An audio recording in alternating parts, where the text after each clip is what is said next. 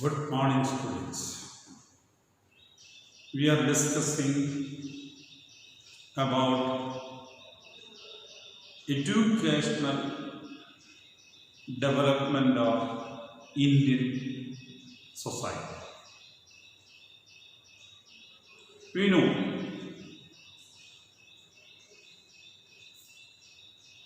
the educational process, the progress of every member in the society is important. Now we are going to see the girls' schools in an ancient period. We have no record of girls being taught in professional way or in schools. The parents might have taught them in their homes. Now the society thinks that girls also should be given equal education like the boys. The sexual equality, male and female equality, that has come into a long way. So there should be no difference based on the sex, means male or female. Whether it's a boy or a girl, both should be given equal chances to do or perform their life. So the schools were open. In Calcutta, the prominence of opening girls' school was done by Vidyasagar. Ishwarchandra Vidyasagar, we have seen him yesterday. He is the main figure to open girls' schools in Calcutta. Then different other parts of it was there. Different other parts in Bombay, some others opened, and different other parts of India, girls' schools were opened. But the thinking of the parents of that time, some parents were willing to send their children, but they had a fear in their mind. It's natural. So what are they doing? Many were afraid to send their daughters. Why? They were afraid. They were having doubt what would happen if I send my child into school. If she learns, what would happen? What others will think? What she will behave in the way later? So many kind of thinkings were there in the mind of the parents. It's a natural process. We cannot say that cannot happen. This will happen. But some of the parents were ready to take the risk. So they could achieve something. Daughters to schools. Take the daughters away from them. Then afraid that if they are sending the daughters to schools, the daughters will not be with them. They will go to school, come back, but their relationship may go away from them. They may not respect the parents. They may not be with the parents. Even they would not help them in domestic work, because in the home, most of the work inside the house is done by girls. So if they are going away, who will take care of the whole domestic work? So these kind of thinkings were in the mind of the parents. Then parents had a fear of open space. If God is going to the open space, what would have a thinking? So when we are also walking somewhere when nobody is seeing, we may have a fear. We are going to some area, no human being is seen, in a vast wide area. So that fear is there in the mind of everybody. The parents were having that fear, and the girl child was to go to school. She also sometimes at that time, in many places there will be nobody. Population was very less. So travel long distance journey. Even my grandparents used to say they have to walk 25 kilometers to go to schools. Your grandparents will ask them, they will also say, so 25-30 kilometers going. It's not possible. So male members were not going, females were not going, ready to go long distance travel. So it was not accepted. Corrupting influence when they read novels and short stories and go away from the normal thinkings. So that kind of fear was there in the mind of the parents. Liberal parents, so what they did, some of the parents who want their children to be educated, their daughters to be educated, what they did, they taught them in their own homes. They did not send them to school. See, liberal parents and even husbands want their wives to be educated. Good husbands were there. They wanted that wives also should be educated and equally do the things, respect the opposite sex. So that respect they gave them. So though they taught their wives, so they taught them, did not send them to schools, but they taught them at home. So then there are some ladies who took the risk themselves. You know, last year we have studied about the Reshundari Devi and her book named Amarjiban. She studied hiding the things. So she was not able to show to the others that she was studying, but still studied. Later they accepted, the family accepted her. That is the reason. So like that also it is. So at home, schools, so different situations they faced. Then only present day the education system for girls have come up, or their upliftment in the society has happened. Arya Samaj opened schools for girls in Punjab. Jodhpur in Maharashtra. So these people have opened the girls' educational facilities, schools. You must understand. Muslim girls learned the Quran in Arabic language. They began to read the Quran. Right down teach them, and they began to read the Quran. So they were also taught. Usually Muslims are not coming out in it. So they were also, because they also wanted their daughters to learn languages. They were taught by women who came home. The Muslims were not sending their girls to schools, but the teachers were invited to home. So teachers came home and taught the girls how to read and write. So at least they were ready to take the responsibilities. Some of the Muslim parents were ready to support their daughters. That is the thing. Okay. Mumtaz Ali argued for a women's education, quoting in the Quran, it is there, he said that girls should be educated. So like that, so many people are coming out to propagate or to teach or to educate the ladies. Begums of Bhopal played an important role in education. You know, in the 1857, War of West Indian Independence, this lady Begums of Bhopal have actively participated. Primary schools for girls were opened in Aligarh. Aligarh is there in UP. Aligarh Muslim University is there. They are present there. A primary school for girls were primary schools. At least they could learn how to write and read. So that's the thing. Begum Rokia Shakawat Hussain opened schools for girls in Patna and Calcutta. Patna is in Bihar and Calcutta is in Bengal. So in both places, who opened Rokia Shakawat Hussain? She opened the schools. And she was supporting English education.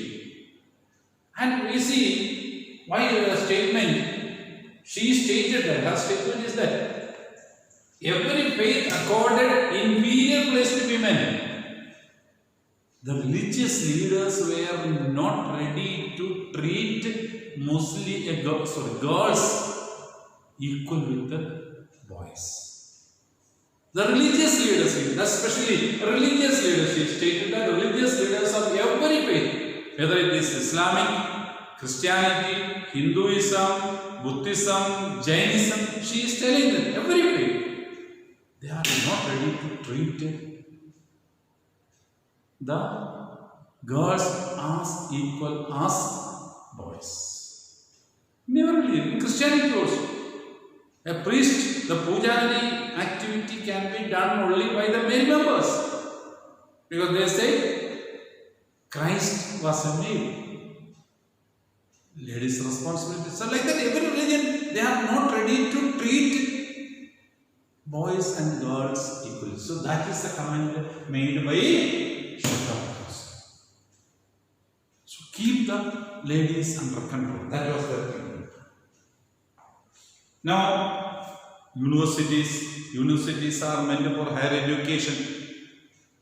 Researchers finding out the things, questioning. So mainly you yourself have to do something. So that is university education. By 1880s, some of the girls were able to enter into higher education. Now at present, in Kerala, more girls are there in higher education institutions than boys. Proportionally, girls are more than that. In the higher education sphere in Kerala, girls are dominating. Boys don't go for higher education much. In my school, college where we studied MA, I studied MA, in my class we were equal because political science. My friend was there in mathematics. MSc mathematics was one boy and 24 girls. That was the situation. Many classes like that. Or BEd class, more girls were there. We were 8 and 25 girls. So like that, girls education Kerala just like that. So changes are there because Kerala society has supported the girls to come up in education. So girls go for higher education. So here in 1880s, slowly girls are entering into universities. Doctors, teachers and writers emerged from the ladies. Now in every field they are there. Tarabai Shinde from Pune, she wrote Stri Purisha Tulana. Name of the book is Stri Purisha Tulana, means equality, equal comparison between male and female. That is a book written by Tarabai Shinde. Stri Purisha Tulana is the book written by Tarabai Shinde. So there everywhere the society is thinking about equality. That's what we see. Pandit Ramabai wrote in Sanskrit emphasizing the miserable condition of women. Mainly she wrote about the upper caste women. Their society, not like equal treatment. They were put into corners. Equal position is not given in the family. If in a home, daughter and the son is is permitted to go for education, daughter has to be in the home. So like that the system, that's all. She founded widows' home in Pune, who Pandit Ramabai opened a widows' home, means those ladies whose husbands are dead and not getting married, now they were permitted to come to that house and live there. Widows' home.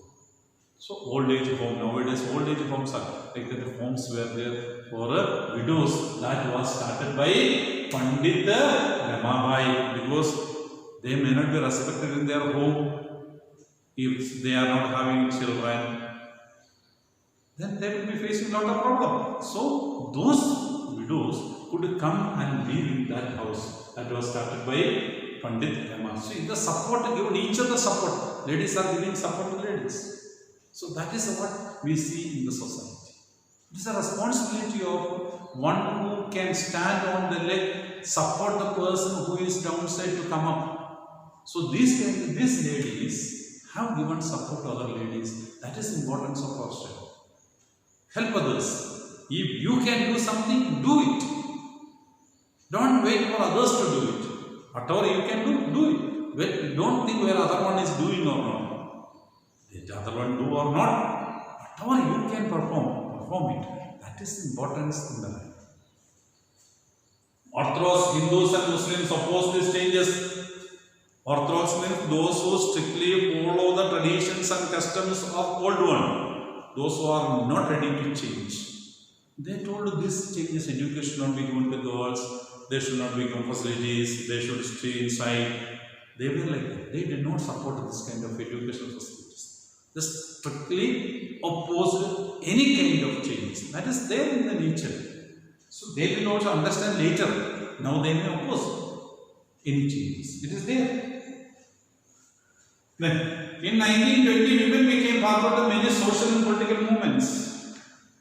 When you got educated, so naturally they became part of social and political movements.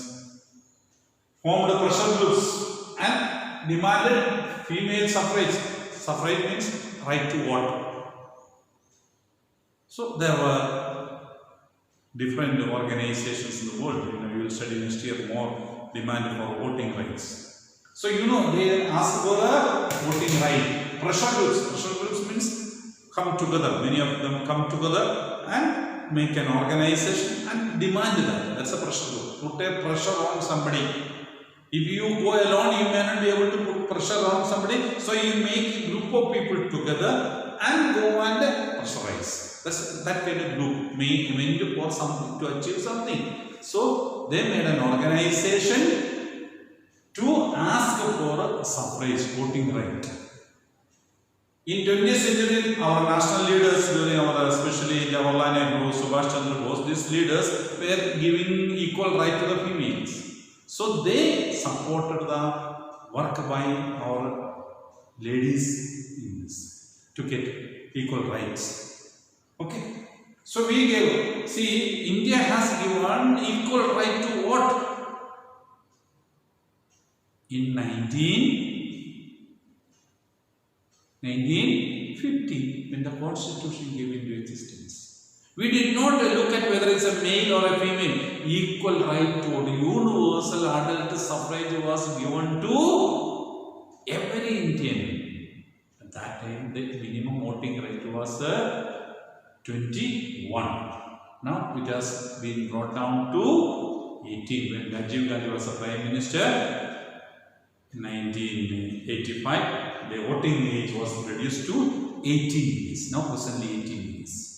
So when it was written, the constitution was written, voting right was only 20. And it is male or female. Both were given equal voting right. See, at that time also there are some countries which were not giving equal rights to vote. We go to America. Economic, we say developed country. America gave equal right to vote to the black people. In later years, we will see that. Last year, I told you about it. Okay? You know it. Well, now, child marriages. It is one of the great problem that in any society faces. Indian society is small. Child marriages. The children are at the very tender age they get married. My grandmother used to say she got married at the age of 13.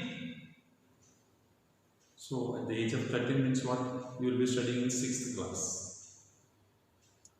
Okay. Or 7th class.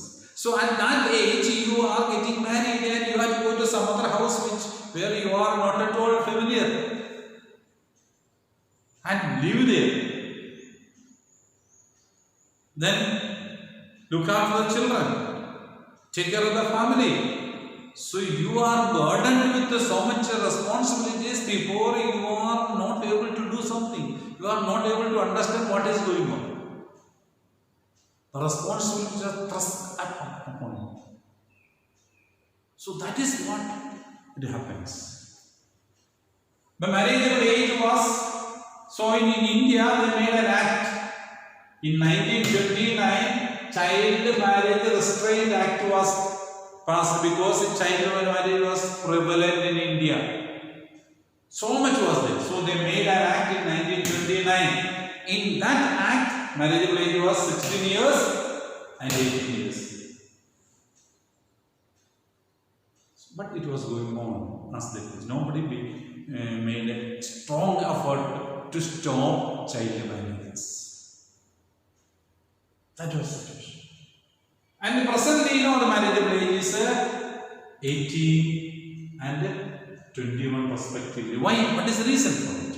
Why there is a difference between girls and boys' marriageable age? There is a difference. your mental maturity. Now, you are boys, most of my students, you are listening to me wisely. See what happens, your age, if you come back from the school, you enter the house, throw your bag one side, throw your shoes one side, put some other dress, and what did you do? Run away to the playground to play with along with your friends. But if you are the same age, your sister is there, what she will do? She will go and keep the book, change her dress, go to the kitchen, prepare tea, if tea is there, drink tea, then she will do the household activities. This is a normal practice that we see around. So, she will be able to do the things what is needed for the house. So, you come to that level, it is according to the study, they say around 2 years or 3 years, your ability to take care of the things will come, your equality in mental. She will be little more able to do, arrange the things or do the things properly. So, because of that, it is called mental maturity and biological maturity also. Both the reasons they have taken into considerations, and experts have made that age of marriage of girls 18 and 21 for the boys. Now, when the things are going on in India, still in the year 2015 and 16, 27% of marriages in India still are child marriages, they say. This is a record given by Unicef, United Nations International Children's Emergency Fund. It's an organization of UN. This Unicef has given a study that, and it tells that 27% of marriages in India still are child marriages. This is of 2015-16 recordings. So, government of India, what has happened? They had passed another act to prevent this child marriages, and it was made in 2006. A new law was passed, but still it is good. The new law is made, and it was persons should be punished if anywhere child marriages are taking place. The father or mother, the parents, or the persons who are forcing the child marriage or who organize the child marriage will be punished. So let us hope so. No child marriage will be there in the future. So let the marriages take place when they grow old aged, and they are able to understand the things, and they are able to decide themselves to know what it is, what is real, what is a marriage, how to live. So when they come to that level, let them get married, not a child marriage should take place. If a child now, see, modern 18 years itself, what happens? You have just completed your plus 2 education. If a girl wants to study higher education, she should not be stopped. She should be permitted to study. And the boy also. So, the society should give the freedom or make them understand the situation about marriage and then conduct marriage. This is a marriageable age. Now, presently, legally, 18 years for girls and 21 years of boys is accepted. That below that, marriages are invalid. Cases can be filed against the parents of those children whose marriages are held below the age. Now you see some of the leaders of that time photo.